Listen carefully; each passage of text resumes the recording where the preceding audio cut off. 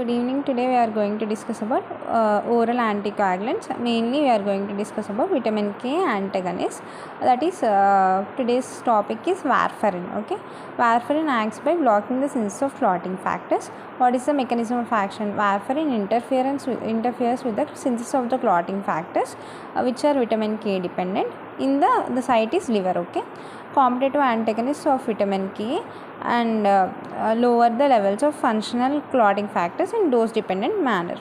So descarboxyprothrombin, which is inactive form, or factors which are 7, 9, 10 which are inactive, by gamma glutamyl carboxylation they will be converting into prothrombin, okay, by means of enzyme gamma glutamyl carboxylase, and this require reduced vitamin K, that is vitamin K hydroxyquinone, from vitamin K epoxide by the enzyme vitamin K epoxide reductase. This vitamin K epoxide reductase which is blocked by the warfarin, okay, and other coumarin anticoagulants.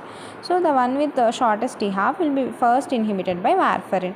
Factor 7 which has the shortest plasma T-half, which is 6 hours, so it is blocked first. The order is 7, which is followed by 9, which is followed by 10, and which is followed by prothrombin, which has highest plasma T-half, which is 60 hours. Okay. Synthesis of clotting factors diminishes within 2 to 4 hours of the warfarin administration. Anticoagulant effect will be gradually develops over next 1 to 3 days as already synthesized clotting factors which are present in the plasma. Okay. Therapeutic effect occurs when synthesis of the clotting factors will be reduced by 40 to 50%. So then the maximum effect of warfarin will be shown. Okay, protein C, protein S, and osteocalcin, which are also inhibited by warfarin, like vitamin K anticoagulants. Osteocalcin will depress the newborn bone formation, but it will show less effect on adult bones. Okay, adult bone density which is less affected. And racemic warfarin sodium. Warfarin will exist in two forms. One is R form and another one is S form. Okay, R form is dextro and S form is levo. R form, and it is less potent and is degraded by side chain reduction, which is carried out by CYP 1A and CYP 3A4. S form which is metabolized faster and by ring oxidation, which is carried out by CYP2C9. Both undergo glucuronidation with the help of glucuronic acid, and they will become polar, means they will become conjugated, and in excretable form they will become, and they will undergo enterohepatic circulation and they are excreted in the urine. Warfarin, which is completely absorbed from the intestines, 99% which is protein bound. Okay, protein bound. So it crosses the placenta. It is very important. It can cross the placenta. Okay, and it is secreted in the milk even. Active form quantity which is insufficient to affect the suckling infant. Adverse effects are bleeding. Okay, ecchymosis will happen, epistaxis. Okay, in little's area, severe bleeding will occur in the nose, which is called as epistaxis. Hematuria will occur, bleeding in the GIT, and intracranial bleeding or internal hemorrhages will occur. Okay, bleeding which is more likely for INR which is greater than 4, or therapy which is not monitored with warfarin. Okay, treatment of bleeding will be we should give vitamin K1, which is menadione. Specific antidote, it takes 6 to 24 hours for the clotting factors to be synthesized. Okay, we have to give fresh blood even. Okay, fresh blood transfusion. And coming to the next one,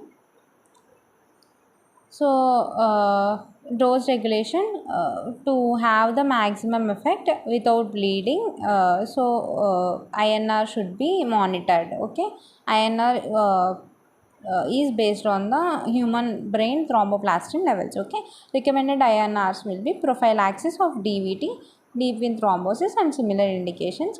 INR should be 2 to 2.5. And treatment of deep vein thrombosis, pulmonary embolism, TIAs, and hip surgeries, the INR should be 2 to 3. Recurrent thromboembolism, arterial disease, that is myocardial infarction in which coronary arteries which are blocked, and prosthetic heart valves, the INR should be 3 to 3.5. So what are the factors that are affecting the coumarin anticoagulants? Debility, malnutrition, malabsorption, prolonged antibiotic therapy will affect. Okay, if we give this, then the supply of the vitamin K to the liver which will be reduced. If there is no vitamin K, then the factor synthesis will be reduced. Vitamin K dependent factor synthesis will be reduced. Then warfarin can easily act because there are no freshly synthesized factors, and there is no need to inactivate the freshly synthesized factors because they are not there. So liver disease, if there is any liver disease, clotting factor synthesis will be affected. Chronic alcoholism, liver cirrhosis will occur, and liver won't function properly to synthesis of clotting factors. Then warfarin effect will become very easy. And hyperthyroidism, where there is a heavy metabolism will be occurring, and all the clotting factors which are synthesized are already degrading, then warfarin will show quick effect because there are less clotting factors, so it can easily inactivate them. And in newborns there is no proper evolvement of organs, so the clotting factor synthesis will be less. So what are the factors that are decreasing the effect of coumarin anticoagulants? Means pregnancy, okay, and nephrotic syndrome. In nephrotic syndrome, albumin concentration will be less, so this warfarin which is 99% plasma protein bound. Now in nephrotic syndrome, plasma proteins are less, like albumin which is less, so then definitely warfarin action will be affected, and effect will be decreased. And in genetic warfarin resistance, there is a warfarin resistance. How much warfarin will you also, it is the genes are resisting it, so there is a decreased effect of the warfarin. What are the contraindications? We should not give in the pregnancy because warfarin can cross the placental barrier, and it reaches the fetus and leads to fetal warfarin syndrome. The baby will be presented with hypoplasia of the nose, eye sockets, and hard hand bones, and growth retardation will be seen. If we give later in pregnancy or late pregnancy, there will be CNS manifestations, and fetal hemorrhage will be occurring, and fetal death. If there is prolonged bleeding, all there is heavy loss of blood, then automatically death of the fetus will occur. Okay, and accentuates neonatal hypoprothrombinemia. Okay, prothrombin levels will get affected, and there will be decrease in the prothrombin levels. And drug interactions enhance the anticoagulant effect which is seen with tolbutamol, means these are inhibiting the metabolism of the warfarin and thereby raising the levels in the circulation. Okay, there will be what are the drugs which are enhancing this action? Means tolbutamines, phenytoin, liquid paraffin, and broad spectrum antibiotics, some cephalosporins, long acting sulfonamides, chloramphenicol, erythromycin, celecoxib which is selective COX inhibitors. Okay, cimetidine and allopurinol we know, gout. Okay, in gout we will use it, amiodarone, and metronidazole. Okay, reduced anticoagulant action will be seen with barbiturates and oral contraceptives. Okay, thank you guys, this is for today, and I hope you enjoy this video, and I hope you have gained some information about warfarin.